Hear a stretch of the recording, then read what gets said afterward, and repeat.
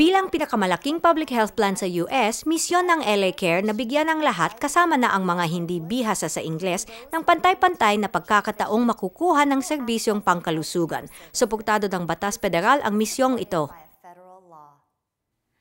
Ang Title VI ng Civil Rights Act of 1964 ay isang batas federal na nagsasabi na ang mga programang nakakatanggap ng pondo mula sa pamahalaan ay hindi dapat mangdiskrimina batay sa lahi, kulay o bansang pinagmulan, kasama na ang wika.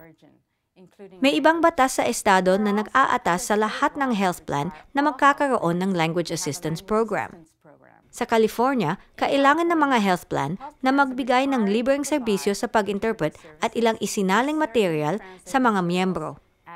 Kung kaya, ang mga healthcare provider at health plan, hindi ang mga pasyente, ay dapat magbigay ng serbisyo sa pag-interpret para sa pantay-pantay at makabuluhang pagkakataong makakuha ng serbisyong pangkalusugan. Kung hindi ka humiling ng interpreter bago sa iyong medical appointment, pakibigay ang iyong card ng wika ng LA Care sa iyong healthcare provider para malaman nila ang iyong wika at nakailangan mong serbisyo sa pag-interpret sa bawat pagpatingin.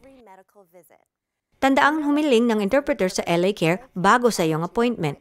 Karapatan mong magkaroon ng libreng serbisyo sa pag-interpret pero responsibilidad mo ring kunin yon.